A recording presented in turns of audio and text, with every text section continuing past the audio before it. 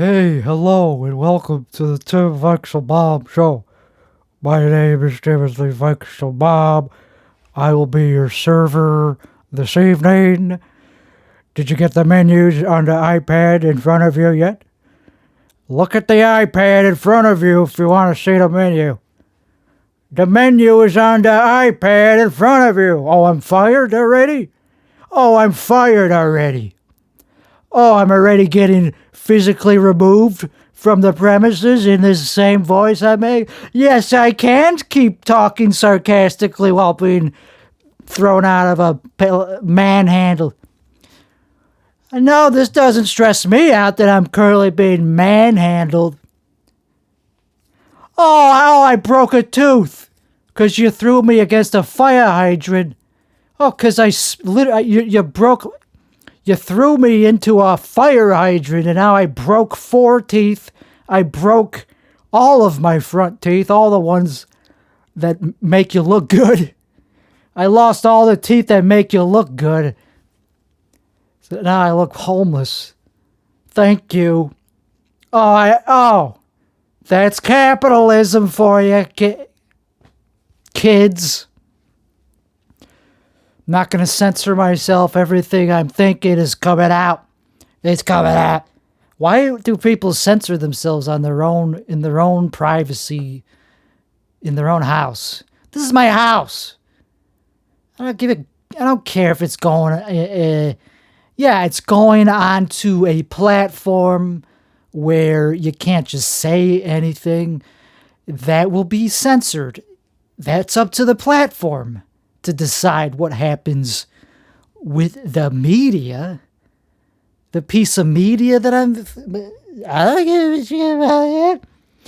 I don't give a fuck about the media. Why am I talking into the microphone as if it matters? Yeah, you gotta talk into the microphone because this is a production. Oh, it's gotta be focused. Yeah, I can literally talk. I can literally do the whole thing from the wrong side of the microphone. It won't make a fucking difference. Won't make a fucking difference. I used to just do this for a hobby. I used to just be able to just do that as a hobby, whatever that was, just acting out, improvising things that to most people, so like normal people, if you were not here, if this was a public place where there was actually people here and it wasn't just me, I'd probably be like getting a lot of laughs. Like women would be jiggling their, all right, I can't even finish the way like sometimes you just grow old. You can't even finish a thought. It's like women, they'd be jiggling. It's like, don't even finish that retarded. You could say the word retarded still, I don't mind that, but don't say retarded thoughts that are like, really, you said that out of your 30-year-old mouth. Out of your 30-year-old mouth. You still say things like that? Yeah, women, as a joke. But even as a joke? Yes, no. Not as like a direct, like, yeah, that's the joke. That like Donald Trump. Oh, you could grab him by the pussy. No, I'm not making like a level 1, layer 1. You get what I'm saying? I'm making a meta joke where look how ridiculous this would be. Like Andrew Dice Clay, he wasn't actually saying that shit. You know that, right? He was just doing a character. That's why it was, okay, it wasn't funny because, never mind. It was like unironically kind of funny to just be sexist. Even though that was the joke. The joke was that he wasn't actually saying that shit. But in the 80s, it didn't matter because it was kind of true at the time. Anyway, it was kind of funny to just say it. Anyway, people don't really have nuance in the 80s or now. So anyway, I have nuance where like, yeah, I'm doing something not nuanced. That's why it's nuanced, you fucking idiot. Because look at how smart I am, but I'm doing something dumb. Look at how much effort I'm putting into doing something not new. That's the nuance. And people don't get this because they don't see that you're smart. Otherwise, they go, he must really believe these things. It's like, no, no. The context is what makes it, should be self-apparent to you, that the context, since he's on stage, maybe there's a joke to, maybe the irony is maybe the fact that you shouldn't be saying that is the part of it. Maybe it's baked into, no, I'll just take it for face value. He actually believes it. He's actually believing that. Anyway, I do believe what I was just saying. Women literally, that's maybe part of the reason I couldn't say, is because I don't like saying gross, true things. It's like, who wants to share things that are like true and it's not for you to hear? It's like you're not me. You're not going to see it from my perspective, what it's like to see from my perspective. So it's basically just, you're bragging. You're just bragging for the sake of bragging to make yourself feel good. Yeah. I think that's why people brag. It's to make themselves feel better compared to other people. It's like, you're not me. Here's what I got that you don't got. Am I doing that all the time, every day? No. But right at this very moment, I mean, what the hell else is the point of this? To do like reality? Here's reality. I just stayed home for the past 2 months working on shit that's boring to even me. It's not, I mean, okay, that's why I don't talk about reality. Okay, so, but back to what I was up. So women, they do become, okay, there's a mosquito, but even if I see it, doesn't mean shit, because they disappear. And then they get mixed up with the floaters. Is that a floater or is that a mosquito? It doesn't matter either way, because even if it was right in front of me, just because you have a fly swatter, big whoop, well, good luck. You're just gonna hit it. You're just gonna swat the fly. That takes skill. This is you have the manual timing and aim and dexterity. Why did they sell these in this day and age where people are too stupid to even drive straight? People can't even drive in a straight line with cars that automatically drive in straight lines. I mean, that's a good thing that people are not allowed to drive anymore. People are too stupid to even drive. I don't leave the house. I don't leave the house unless it's to get something that I need for the house. Unless I need something that's not in the house, then I go out of the house. That's just math. That's just geometry. That's just topography. Topology, right? Oh, I'm asking like there's going to be like it freaking matters if that's the right word. Is that the right word? Is it topology that I'm talking about? Yes. I'm a scientist. You could say that and I'm not getting paid, but you could do amateur science at home. It's boring. It's tedious.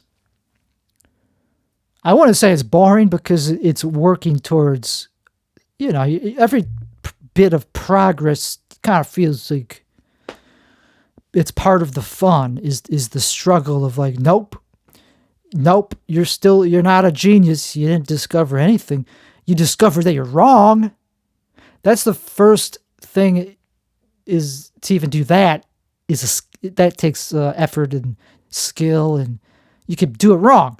You could prove yourself wrong and be wrong about the fact that you were wrong because you just aren't qualified to make the statistical judgment. That's most of what science comes down to, is the statistical analysis of whatever the variables are that are measures. Like, okay, so what's the significance of, now that we got the data, so what does it mean? That's it. I mean, that's most of what science comes to is analyzing the data and coming to a result. So what is the significance? And to do that, you kind of have to be an expert on data. So you could get a null hypothesis, like, okay, I thought of something, and the data shows that I'm wrong. Here's the science. That's considered science. You got to say what's not correct, and then build on that. Okay, we eliminated this bullshit idea. Here I'm publishing it to the world. There's no correlation. Don't even bother. But then someone could come along and say, yeah, no, you're stupid. You wasted your time because you don't even know how to analyze the results. So science requires data science, which is another science. But you could call yourself a scientist and be pretentious. You could look pretentious. What matters is if you actually understand the numbers. You could collect data. You could set up experiments and hypotheses. You got to know how to understand the data. I don't know how to do that yet. I collected data. I crunched it with AI. Okay, good. And what do the numbers mean? What do the similarities mean between the AI result and the physiological result? Anyway, that was neuroscience. That's still in the works. It's not like it's done yet. Science takes a lot of time. Research takes years. It's ahead of the curve. You know what the next generation of things are going to be as a researcher, so you're ahead of the curve. It's not in practice yet. It's still theoretical, what I'm researching, which is something I guess I didn't think would be the case because I didn't know what I didn't know about neuroscience, because why would I'm not a neuroscientist. But I didn't know that it would take like a year to even get one publishable paper. I don't know what I am working on a paper, but I'm not doing anything because I'm not. I hired somebody to do it, so I don't know. I just want to kind of see progress. You kind of want progress. Okay, why am I getting serious? This is boring, man. Talking about fucking science. It's very pretentious to talk about because nobody has like come in and challenged me to be like, yo, you don't know what you're talking about. Stop using these words, man. You sound like Terrence Howard, man. And it's like, I have nothing to say to you because nobody's done that. I don't have a forum to go to like contribute my ideas because I don't care what I don't care what just some random people on a forum think. I care what scientists think who are actually in the field, and you gotta get their attention. They're not just like out there waiting to be contacted from random people. So that puts you in like it's like it takes work to even reach scientists or just money. So that's the other thing I'm doing besides getting killed in traffic by humans. Human drivers are the worst drivers these days. Robots way better at driving. Self-driving cars way better than humans. It's like, so you can take the human out and it's better in every single way. So anyway, I don't have the problem of existentialism where a lot of people do. So we're going to talk about that for the rest of the episode. We're going to do a short episode because I don't want to do this anymore because I just realized I'm very overtired. I did not sleep all day. In the past day is what I meant to say. In the past 24 hours, I only took like a 2-hour nap and woke up thinking I was going to go right back to sleep. No, I just stayed up pulsating with like this dread, not existential, insomnia, a type of dread that comes from a type of like insomnia. I think it's like, I don't know what the fuck. It's not mania. It's like mania. It's insomnia. So anyway, it's a health. So I don't want to be here. Is what I'm saying. I shouldn't be clinically. I'm not disposed. I'm indisposed. I don't know. I'm not fit for the job. So anyway, science is on my mind. It is on my mind. So funding, you need a lot of money. So I do work for a living to try to raise funds so that I could actually hire people that are already established in their field and tell them what to do as somebody that's a complete outsider. That takes a lot of money to override the narcissism that takes from their perspective. They're going to be like, what the hell are you talking about? You're going to tell me what to do in my own field? Okay, that'll be this much. Then, okay, I mean, it's not that much money because they need it. They ain't being hired by anybody else. Like, you just get ChatGPT. But if you actually kind of want to contribute to the field itself and not just to your own jerking off sessions, yeah, it has to be published. It has to be like written in a way that other people can consume, and it has to be published by somebody that's already in the field. Nobody cares, but it's some random. It could be true, and it could have the formula for anything, for free energy. No one cares if you don't have 10 million followers, or if you're not Harvey Weinstein, wherever that guy's name is. If you're not already followed by a lot of people, it'll get stolen before it gets. I mean, who cares? That's the best case scenario, is it gets stolen. It's not going to get stolen because no one's going to see it. So anyway, it doesn't matter. It's not about the recognition anyway. It's about progress. It's like, okay, you got the idea, you got the hypothesis, you need help to manufacture the work that it takes to produce the experiment and the results and the paper that you're going to publish.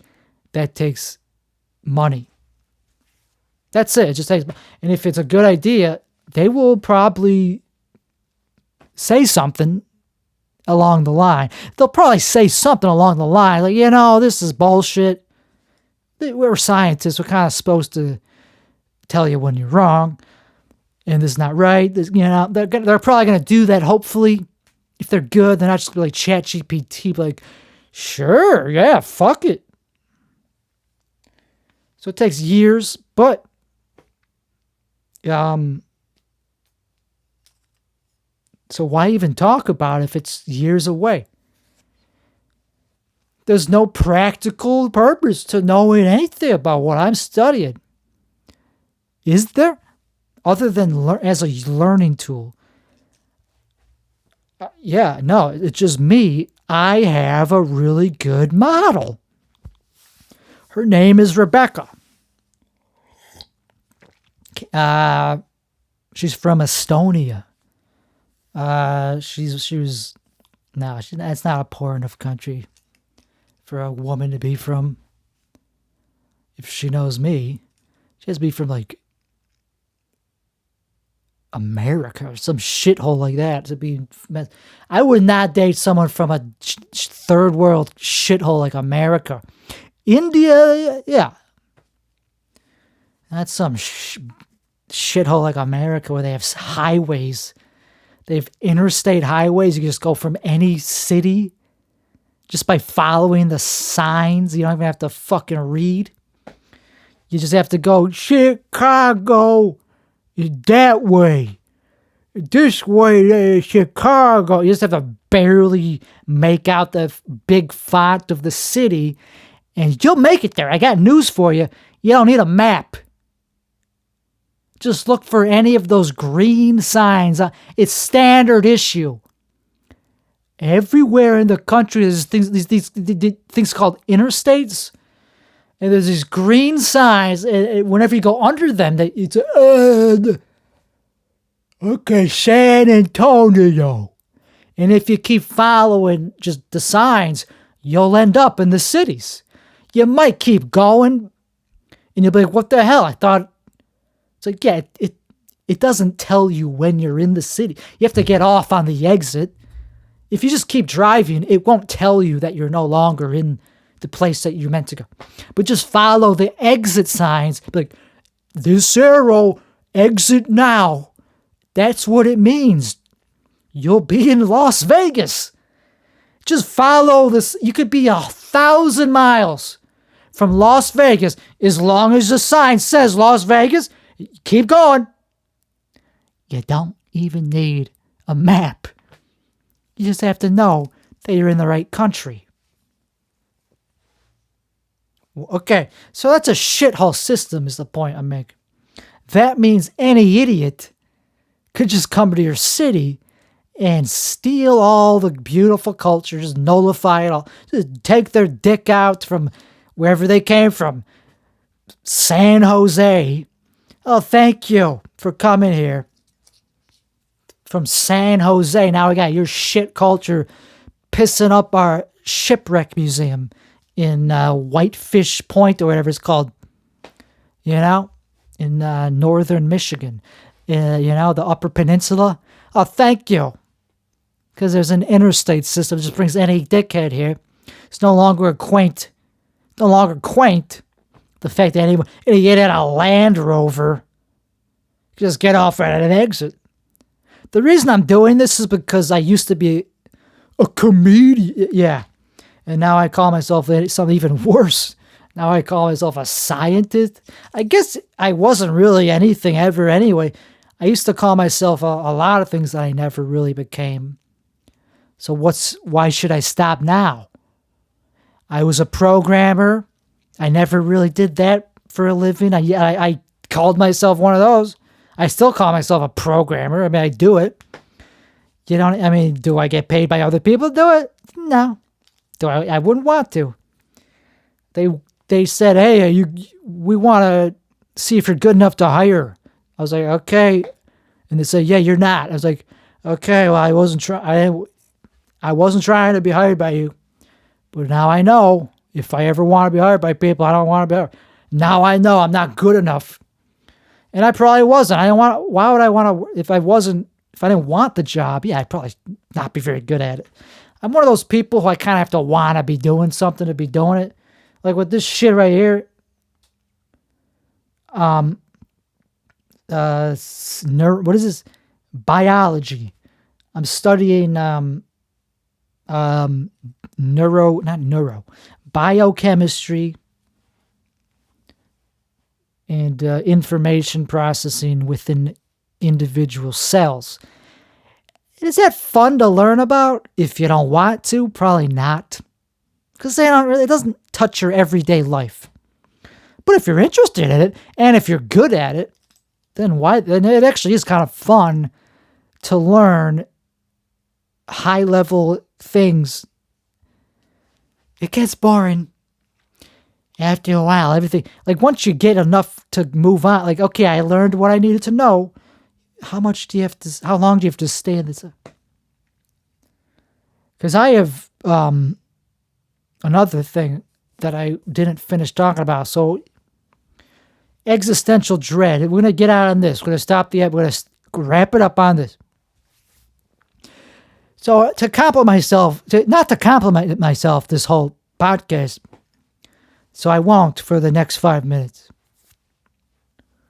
Okay, so existentialism. So I don't have that problem of like, oh, my only specialty is no longer in demand. I guess I am complimented myself, but indirectly. So I'm a polymath. That means I can have sex with any type of mathematician I want. Okay, that was not fun. That was dumb.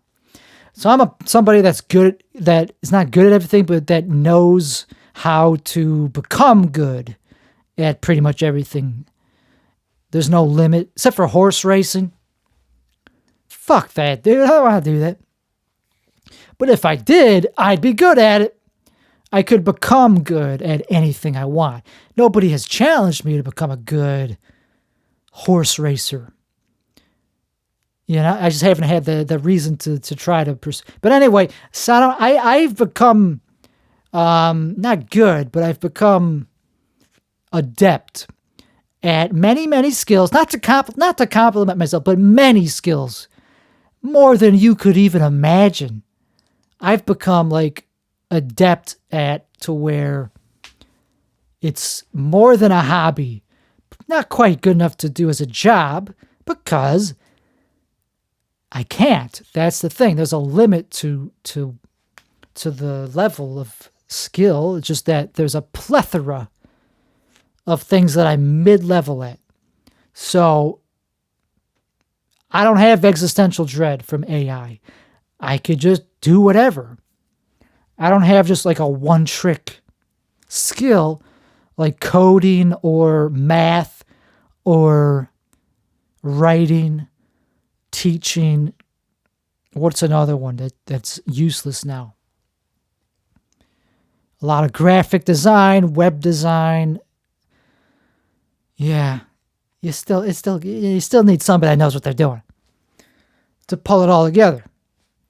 There's no such thing. We don't have artificial intelligence yet. We have prediction models. I wouldn't call it intelligence if it's not even on the level of human. Because I got news for you. Humans aren't even that smart. So if humans don't even have intelligence, yeah, we're not going to say a machine does until it's at least as good as humans. But the point is, yes, it is completely crippling a lot of normies who are like individual, they have specialized skills. Yeah, that sucks. Nobody needs to hire a translator, like a math tutor, ever again. That sucks. That's kind of sad. For that, if that's all you had as a way to feel not even superior to other people, just useful to other people, yeah, you're gonna want to fucking, yeah.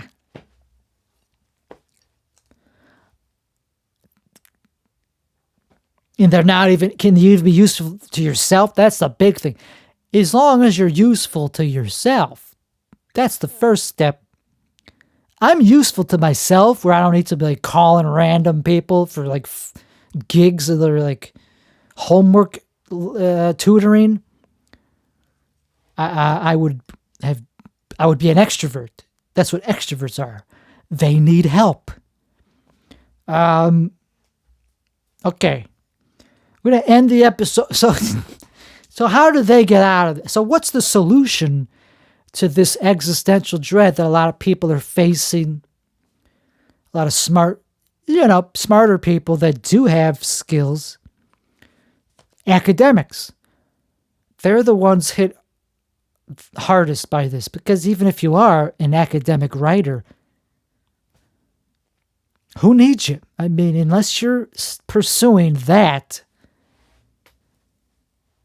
you could, for everything else. So what's the solution? We're going to start. So I guess I have to skip. There's many things that are going to be solved, and one of them is aging and death. Like, we're not going to die from cancer, not you, not we, sorry. Theoretically, yeah, humans are going to survive their own demise. Individually speaking, they're going to be able to live in pretty much forever. The system that is your body will be able to be replaced modularly. So if you have a problem with your brain, get a new brain. Download all your thoughts. It doesn't even matter. It's just a substrate. If that goes for your brain, then of course it goes for everything else. Got a problem with your spinal cord? Okay, we'll generate a new one. at the cellular level and the quantum level, we will have it all figured out, and we will know how to heal you externally with alien-like technology through just by waving a wand at your tissue from far away. Non-invasive. Yes, it's sci-fi, yeah. But it's theoretically possible, right? Because in an information-based reality, why can't things be replaced? There's no laws against it. It's just information, which can be regenerated arbitrarily. So there you go. It's possible. Just a matter of the technology and the access to that technology, and that's where it gets dicey. But it's going to happen. So once we know how biology works on a quantum level and how it can be, how any problem in biology on a fine grain level can be retuned to replace or repair or clean any damaged systemic problem, not just any component, but the systemic patterns that arise that are degenerative. Oh, now I'm starting to sound a little smarter than a little bit of the earlier part of it. Maybe this guy isn't just a fucking clown after all. So now that we're getting into it, so yeah, that's going to be possible. So one of the big canary in the coal mine diseases is ALS. It's where it's a neurodegenerative disorder that affects people that have a certain genetic problem. It's genetics and it's just age, and it's complicated. It's not just one component failing. It's not just the neurons. It's not just the mitochondria. It's not just the protein folding. It's a systemic thing that we don't know. It's invisible. The problem has not been solved on a root cause level. It's a poem. It's a riddle. That's the word I'm looking for. We haven't cracked the riddle. Other diseases we have. The ones that are eluding us, we have not. I'm not saying I know the answer to ALS, but this is the canary in the coal mine disease because it's very subtle. When it's first beginning, it's invisible. We can't see it until it's diagnosable. And by the point that it's diagnosable, I'm sorry to say, the prognosis is a death sentence. So it's a systemic, gradual thing that is super subtle. But if we solve that, we'll probably solve a whole host of other things, because this is happening at the mitochondria. And with ATP, we're talking evolutionary machinery that is not far removed from the same evolutionary mechanisms that drive photosynthesis. It's just that we don't do that. We still do the other part with ATP and glucose. We just don't do the part with photons coming in from the exterior. But we still do pretty much everything else after that, after we get the bioelectrical energy from elsewhere in the body. It happens internally. It's a very similar evolutionary process. So if we understand the mechanisms underlying that, I meant to say underlying that. Who gives a shit? You don't have to. It's not about sounding smart. It's about the meaning of what you're saying. It's not about the word. You could sound dumb and say something really smart, right? I'm not doing either. Okay. We need to figure out the underlying mechanism of not ALS, of just existence of a cell, of how a individual cell and its organelles. Fuck you!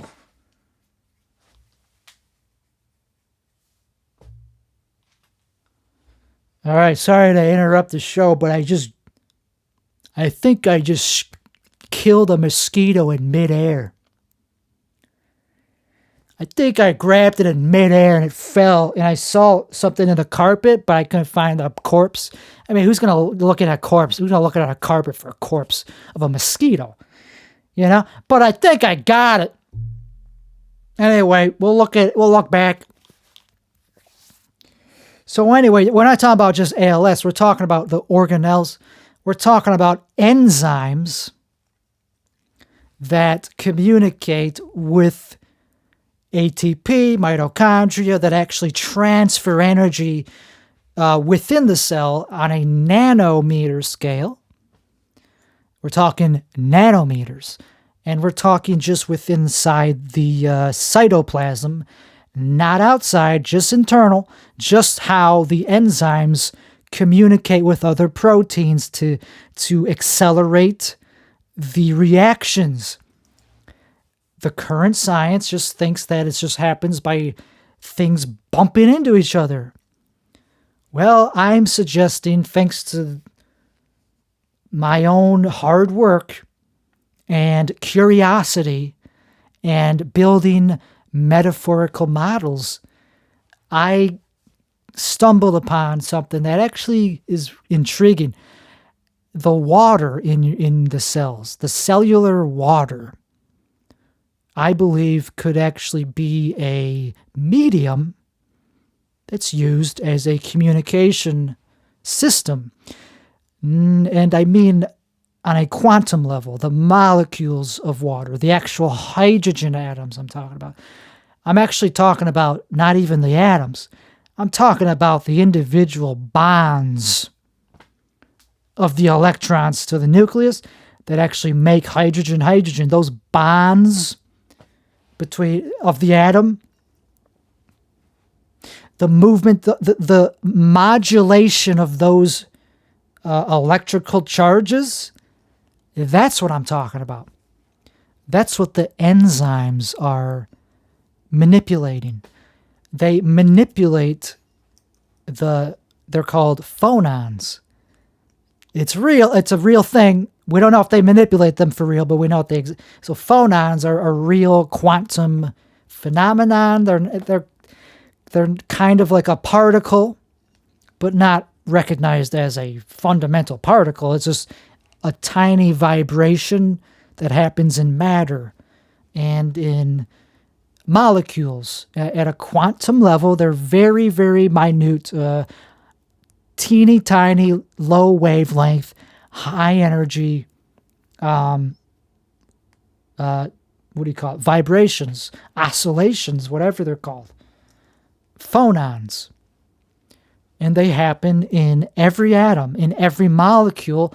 But the question is, how do they play a role in biology? Yeah, they're there.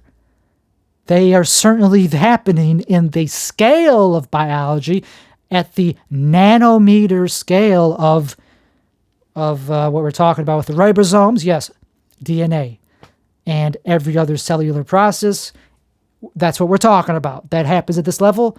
But a very, very small wavelength.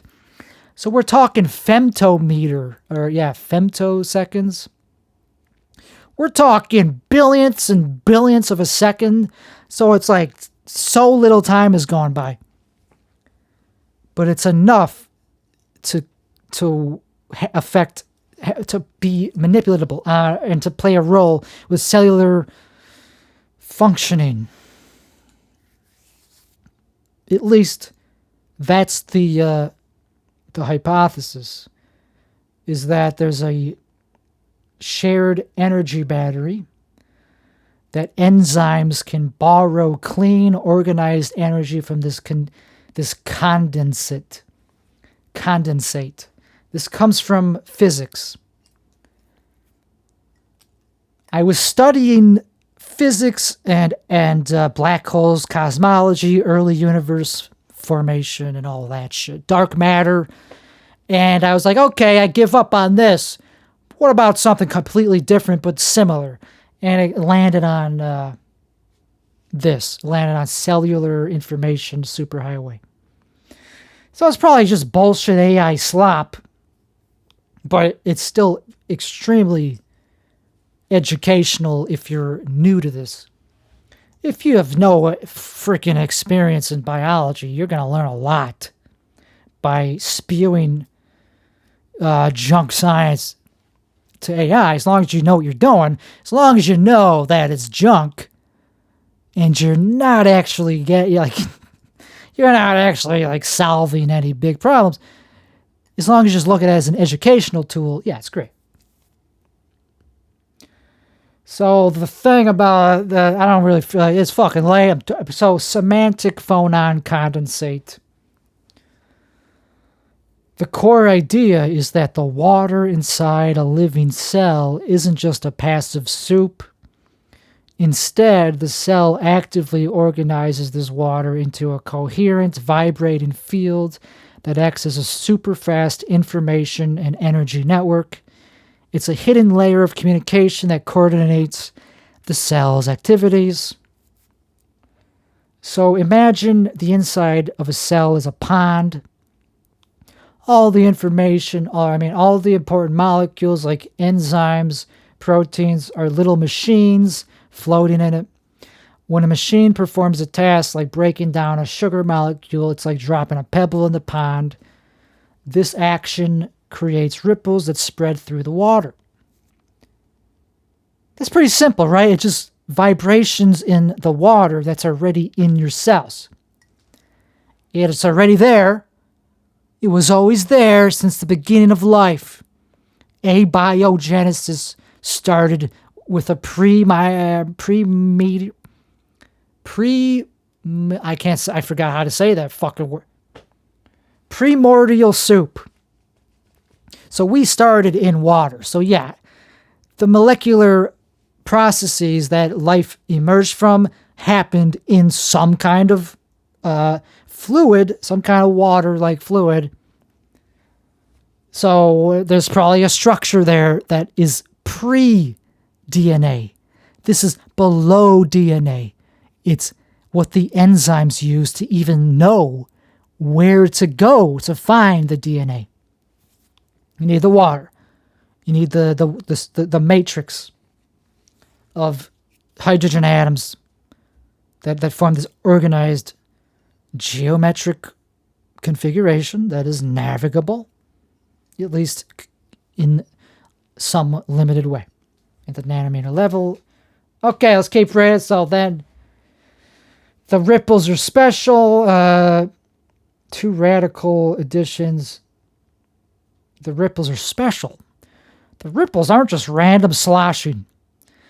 They are a specific high-frequency vibration called phonons.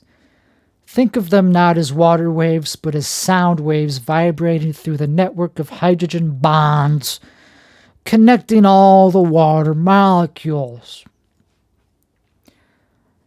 The bond is singing.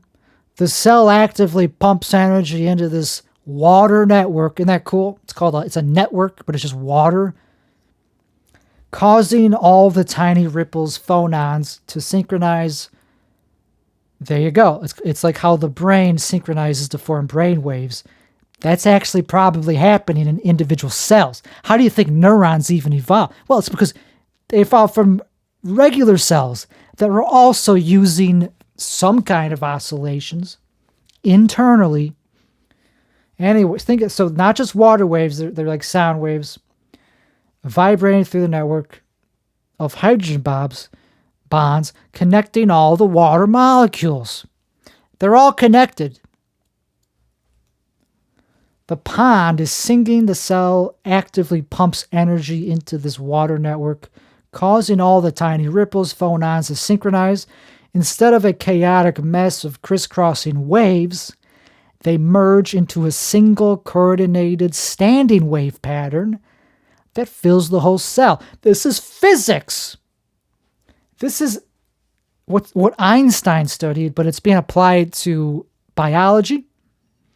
This is the condensate. It's like a choir of trillions of singers all hitting the same note in perfect unison. It's a standing wave. It's just always there. It's continuous. In this singing pond, every molecule machine can feel the unified vibration. it could read information from the pattern and write new information by adding its own vibration in sync with the others. It kind of reminds you of neurons, but it just happened in a tiny little membrane of a gelatinous water-like substance. Mostly water, 80% water. Why this would be a game changer? Well, let's skip this part. It's not a game changer. It's AI nonsense. It's a metaphor from cosmology being applied to individual cells. It's interesting, but is there any evidence? Currently, we think of cellular communication as slow and physical. A molecule has to travel across the cell and physically bump into another one to deliver a message. Hey, here's the message. Bloop. That's how current science thinks of it. In this model, the hypothesis suggests there's also an instantaneous wireless fucking network. I didn't. A protein on one side of the cell could flip its shape, and the change in the vibrational pattern would be felt immediately by another protein on the other side. This would explain how a cell can perform millions of coordinated actions with mind-boggling speed and precision. The language of the cell would be encoded in the phase and frequency of these vibrations. So yeah, I didn't come up with this myself. A shared energy battery. The hypothesis, but it's still mine though. So a shared energy battery. The hypothesis claims that enzymes can borrow clean, organized energy from this condensate to perform the tasks. Makes sense. They got to get that energy from somewhere, right? It's like net gain of energy that they're using to do a productive task. They got to borrow it from somewhere. A chemical reaction might need a lot of energy to get started. Instead of having to generate that energy from scratch, the enzyme just dips into the shared low entropy energy of the condensate. This would make the cellular processes incredibly efficient, explaining biological mysteries that current energy models struggle with. That sounds good on paper, but that's what AI is good at. They make everything sound good on paper. It's just some fucking model. A new theory of aging. The slow breakdown of the body over time could be explained by the breakdown of this condensate. This is called decoherence. Over a lifetime, damage from things like oxidation or toxins make the pond water murky. How's that for a metaphor? If that's what aging comes down to, which I doubt it, I don't think it's just that, just the water, that would be a huge... Yeah, nobody has said that before. Nobody has said, yeah, it's the water just getting dirty. Yeah, just the water in your cells getting a little bit dirty. Just the pond water needs to be drained. Just got to drain the swamp.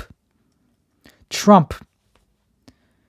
This disrupts the coherent singing pattern, forcing the cell's machinery to go back to slow, inefficient, local communication. This increase in errors and energy cost would manifest as what we call aging. Is it true? The reality check. This is a highly speculative and unproven idea. And it says the warm, wet problem. Creating and maintaining this kind of quantum coherence is incredibly difficult. The warm, chaotic environment of a cell should, according to most physicists, instantly destroy such a delicate pattern. And then later on, we refined it a little bit to make it more feasible. And so there's more things about the scale. The scale is intracellular. 10 to 50 nanometers roughly is the coherence length. So this is long enough to envelope not to envelop large molecular complexes like the ribosome or ATP synthase, allowing different functional parts of a single complex or even separate nearby complexes to be phase-locked within the same coherent patch. This creates a zone of coordinated activity. So they're phase-locked.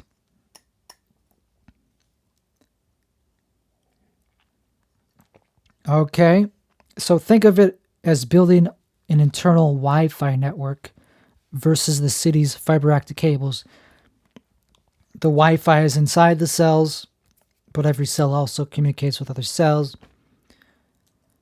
But we're only concerned with the Wi-Fi network inside the cells that nobody talks about because it's 100% theoretical, hypothetical. And speculative. The quantum and mesoscale, and then we moved on past the simple analogy and we got into the physics. So the substrate, now we're getting a little bit more high school. It's not just liquid water. It's actually a highly structured interfacial water that makes up the cytoplasm. This water is ordered by the surfaces of countless proteins and membranes, forming a gel-like dynamic lattice of hydrogen bonds. This network, so yes, it's more like a network than it is just a bunch of water molecules. This network is a dielectric medium, meaning it responds to electric fields. Crucially, this network supports collective vibrational modes, phonons. These are not random variables, not random vibrations of single molecules. A phonon is a quantized collective excitation of the entire network, much like a sound wave is the collective excitation of air molecules. In the terahertz range, these phonons respond to the stretching and bending of the hydrogen bonds themselves. That's what we're talking about. We're talking about the actual individual hydrogen atoms bouncing around and getting distorted in shape. That's what we need to be studying if we want to actually cure things like ALS, Alzheimer's, and other neurodegenerative diseases. According to this bullshit. Take it with a grain of salt. But I mean, I don't know if I believe it. It's pretty new, so. The condensate from thermal noise to a coherent field, so the physiological temperature around 310 Kelvin, a cell is awash in thermal energy.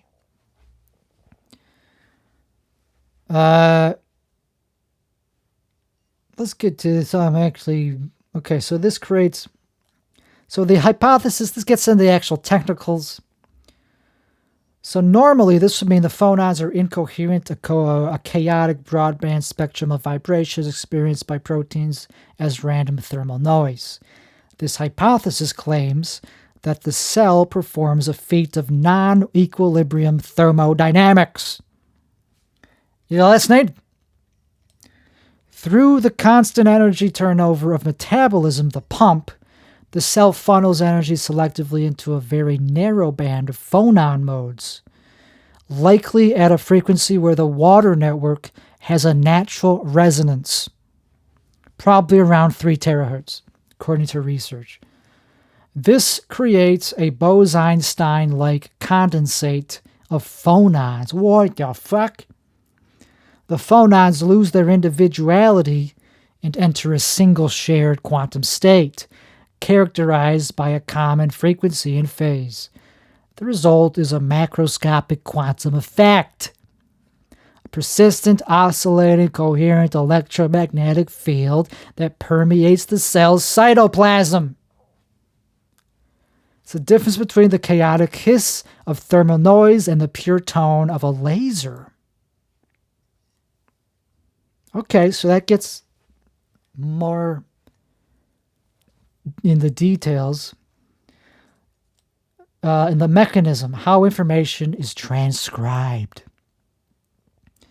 So writing and inscription. An enzyme doesn't just physically move.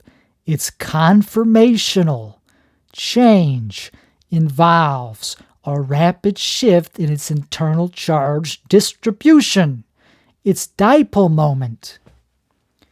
This sudden electromagnetic jolt acts as a source term in Maxwell's equations.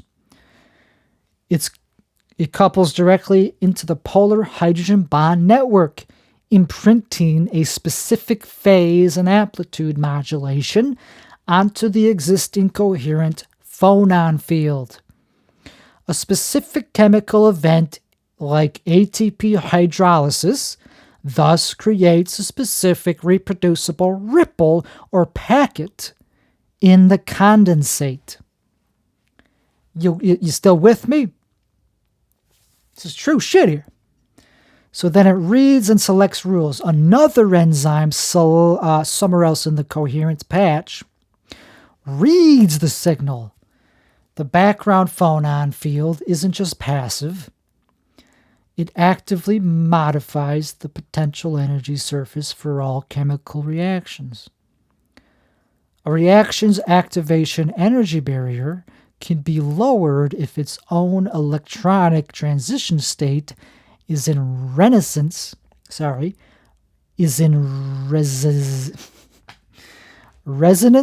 with the phase of the field. In essence, the field prepares the environment to favor certain reactions over others. This provides a physical mechanism for the textbook hand-waving about pre-organization. Two molecular events become leaked, not by physical contact, but because the first event modulates the field in a way that specifically catalyzes the second. This creates grammatical rules for biochemistry based on phase conservation. A lot of big words for a lot of bullshit. In this view, the cytoplasm transitions from being a simple container to an active computational medium using a coherent phonon field to perform massively parallel processing of biochemical information. And then I found a paper that gets into this concept of phonons in the cells, and it's about DNA. And it's a relevant paper because it says that it's possible. I don't know. I don't fucking remember. So this paper that I am talking about provides a crucial piece of the puzzle, but my hypothesis provides the entire puzzle board. Oh, how convenient. How convenient for me. I just solved every problem thanks to ChatGPT. So from passive property to active system. The paper, it's from Nature, it's a very good paper, confirms a massive physical property of a molecule. Passive physical property of a molecule, and my thing proposes an active biological system that engineers and exploits that physics. It's the difference between discovering that silicon can act as a semiconductor and proposing the existence of a microprocessor. Okay. The paper shows a phonon helping with a mechanical task, which is unzipping DNA. And the hypothesis suggests that these phonons form a language. Now who sounds fucking like I got schizophrenia? It elevates the phenomenon from a simple tool to a rich information-bearing medium that directs cellular life. Okay, it makes sense so far. Why not? From molecular to cellular. The paper's finding is localized to the DNA molecule. My hypothesis globalizes this concept, proposing that the entire cytoplasm is a coherent medium. The discovery of the DNA phonon is like finding one person singing perfectly in a noisy stadium. My hypothesis proposes that the entire crowd is actually a trained choir singing in harmony, directed by a conductor, which is the cell's metabolism. So that paper from Nature is the kind of result that makes my hypothesis more plausible. It demonstrates that the fundamental assumption that water would instantly kill such vibrations is incorrect. However, proving the existence of the far more complex, functional, and actively maintained system would be a pretty big step forward, yeah, Sonny. Okay, and then I asked if it explains anything about agency, intelligence, free will, and it says no, just deterministic all the way down. It's just dead. It's just mechanistic, stochastic determinism. That's what reality is. No, there's no evidence that it's that there's free will, even in humans. Okay, but then I was like, okay, but I don't care about that. Let's get back to the hypothesis. Does this explain how life emerged and how cells evolved in the first place? Why not ask that question? We got time. Hey, it's free. Oh, shit, the mosquito's still right there.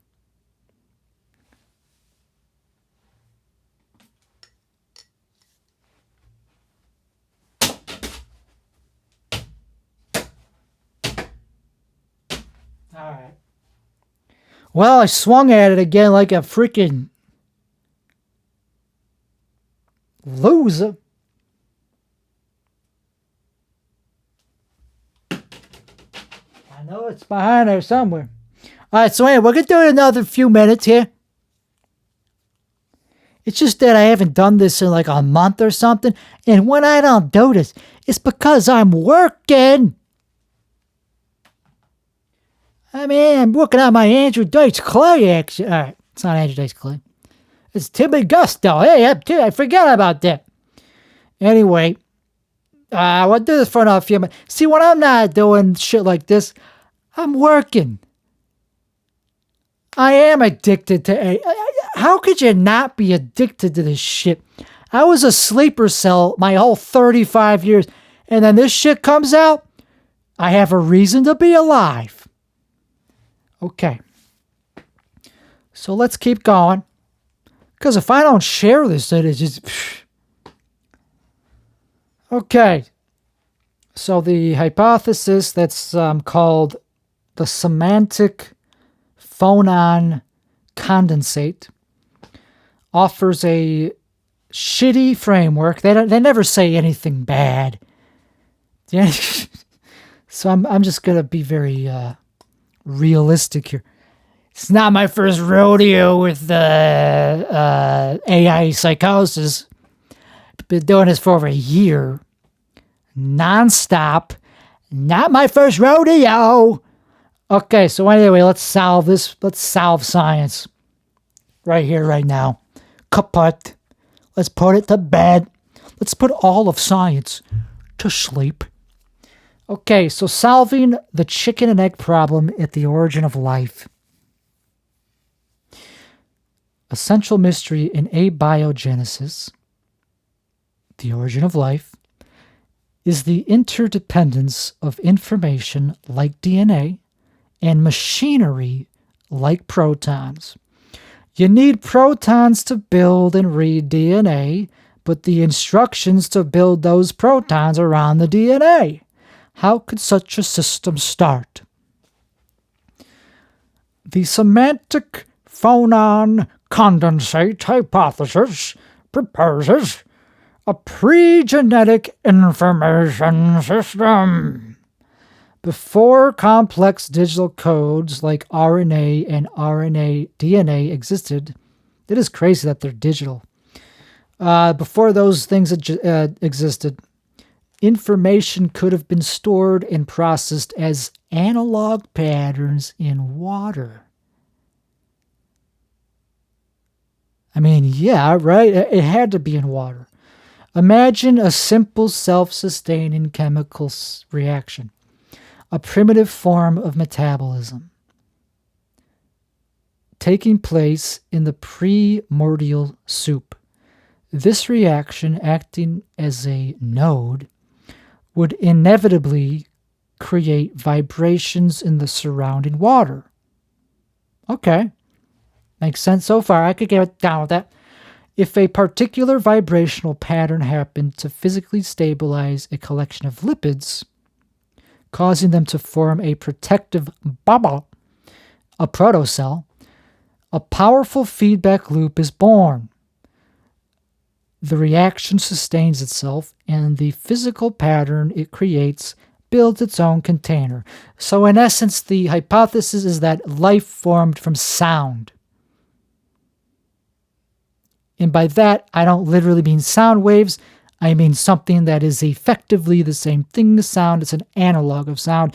It's a microscopic vibration in the quantum realm called phonons, but that's sound. It's sound because it has a specific vibration making a specific pattern, and it resonates with other patterns.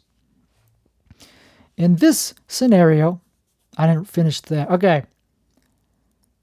The reaction sustains itself, and the physical pattern it creates builds its own container. So it's not the chicken or the egg coming first. It's a feedback loop. It's a system. It's a pattern immediately. It's a process, not a pattern. I mean, yeah, okay, it's a pattern. What does that mean? It's a process that's continuous. So that's already dealing with more than one steps involved. So you already have both the chicken and the egg immediately once you already have a chemical reaction. A self-sustaining one, at least. It has to be self-sustaining. Okay, so yeah, that forms a container. Stable. In this scenario, information isn't a code to be read. It's a physical pattern with a direct causal effect. This provides a pathway for self-organization where the software, the vibrational pattern, and the hardware, the molecular machinery and container, emerge and evolve together, side by side. That's exactly what I was just trying to explain. Driving the evolution of cellular complexity. Once a primitive cell exists, the SPC, Semantic-Phonon Condensate, provides a powerful evolutionary advantage that would drive the development of greater complexity. Radical efficiency. A cell that relies on molecules randomly bumping into each other is incredibly slow and inefficient. A cell with even a rudimentary SPC, semantic-phonomic condensate, can coordinate its reactions over nanometer distances almost instantaneously. This means faster metabolism, faster growth, and faster replication. In the competitive environment of early life, this efficiency is a decisive advantage. And then we have coordinated action.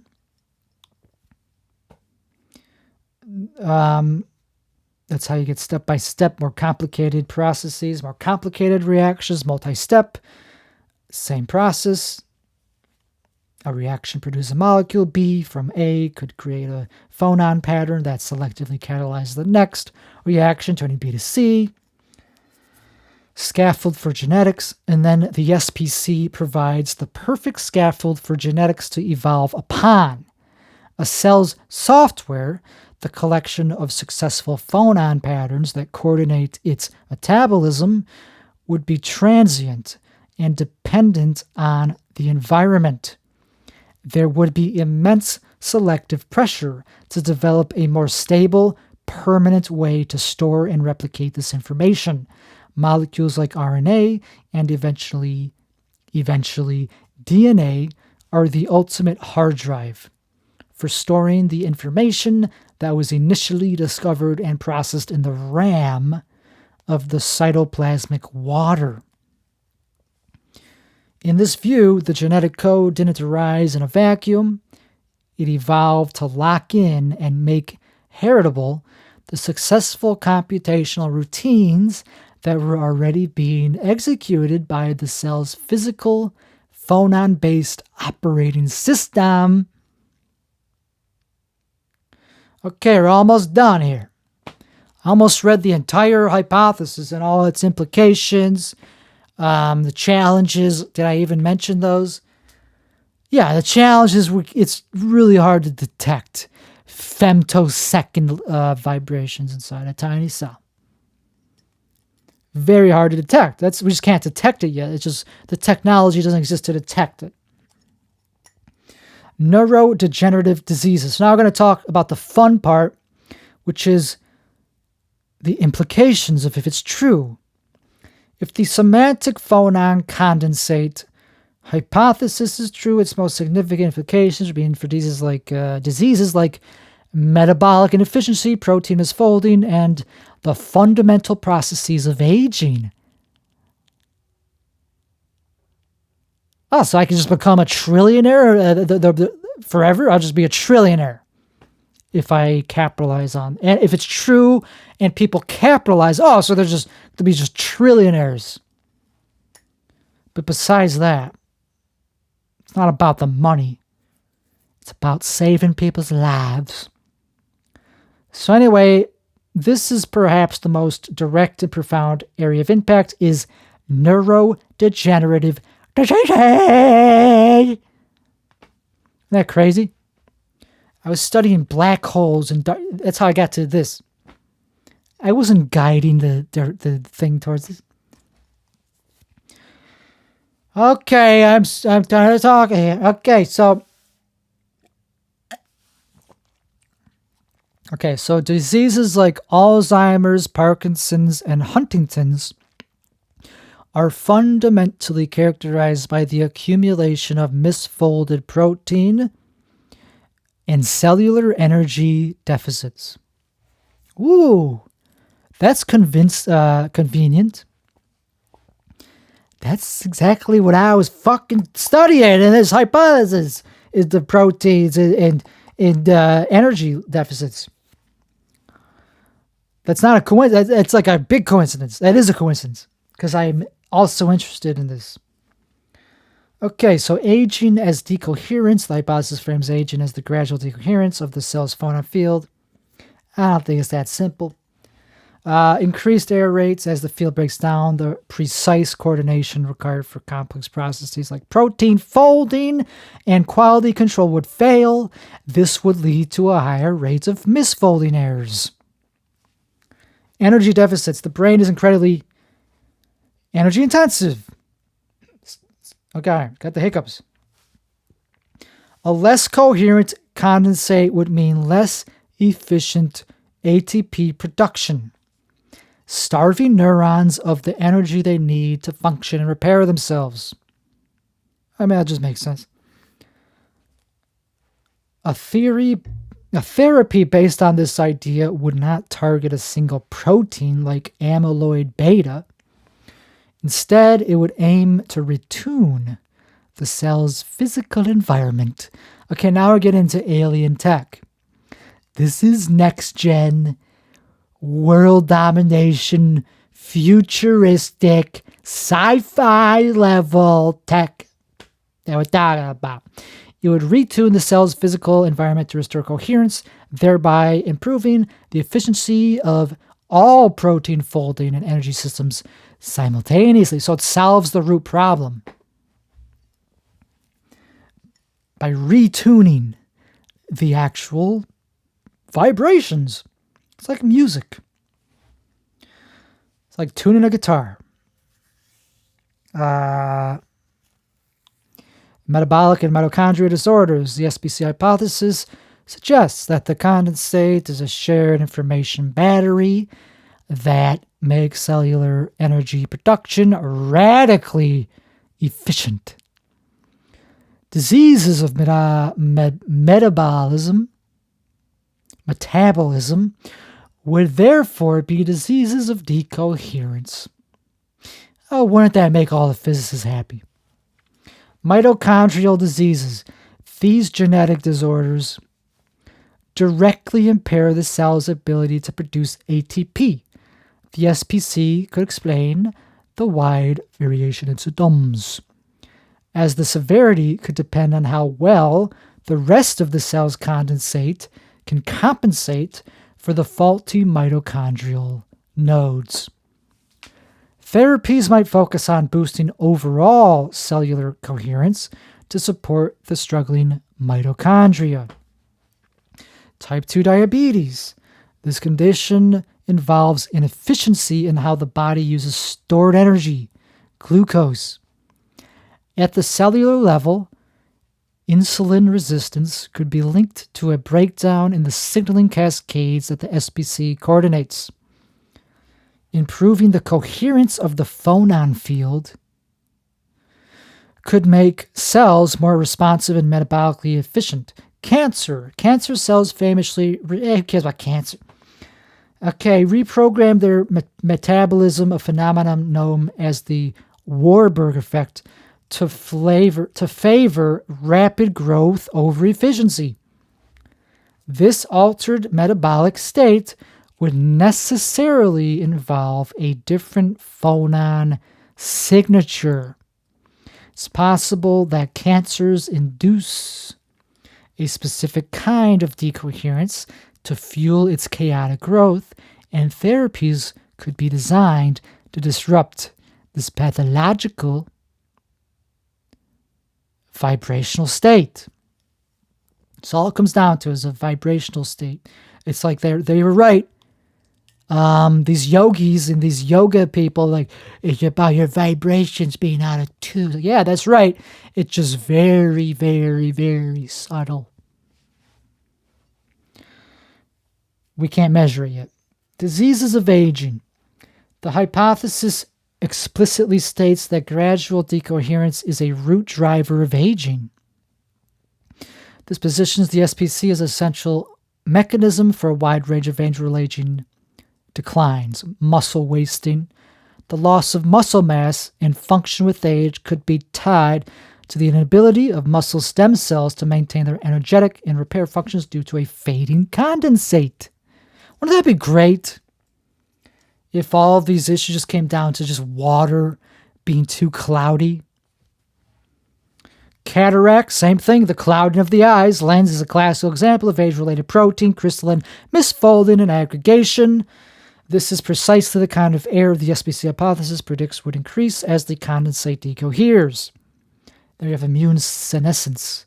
The decline of the immune system with age could be linked to the inability of immune cells to maintain the high metabolic and proliferative state needed to fight off new infections, all due to a loss of coherence. And then I asked about ALS.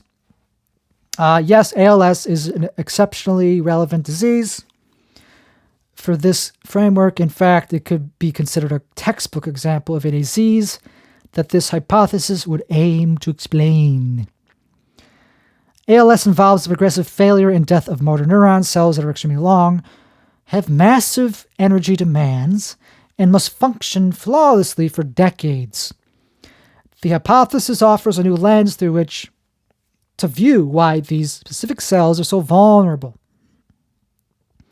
Current ALS models excel at identifying what goes wrong in the cells. Specific proteins like TDP43 and SOD1 misfold and aggregate. Mitochondria fail to produce enough energy, and oxidative stress runs rampant. The SPC framework doesn't contradict these findings. Instead, it offers a hypothesis for why these seemingly separate failures might be happening at once. A unifying physical cause. Instead of viewing protein aggregation and energy failure as two distinct problems that influence each other, The HSPC hypothesis frames them as parallel symptoms of a single underlying physical failure, the decoherence of the cell's phonon field. The current view: a faulty gene leads to toxic protein clumps, which then damage the mitochondria. Or failing mitochondria can't provide the energy needed to clear out protein clumps. It's a which came first dilemma. Well, figure it out! The SPC view: a gradual loss of coherence due to age, genetics, or other environmental stress raises the energy cost and error rate for all complex processes. The result is that protein folding fails and mitochondrial energy production becomes inefficient at the same time. They are not sequential failures, but concurrent outcomes of the same root cause. Explaining selective vulnerability. The SPC framework helps explain why motor neurons are the primary target in ALS. These cells are metabolic high performers operating at the very edge of their capacity. They have immense energy that needs to maintain electrical potentials along their great length. They require massive protein synthesis and transport to maintain their distant synapses. A motor neuron would be exquisitely sensitive to any loss of the efficiency and coordination provided by a coherent phonon field. While a skin cell or liver cell might function adequately with a slightly decohered or noisier internal state, for a motor neuron, that same degree of inefficiency would be catastrophic. It would be the canary in the coal mine for a systemic loss of cellular coherence. Now you're starting to see why I'm targeting ALS. A radical new therapeutic program. This reframing of the problem suggests completely different therapeutic approach.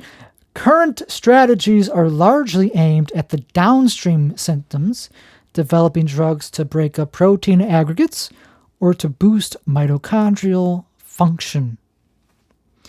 An SPC-based therapy would be more fundamental.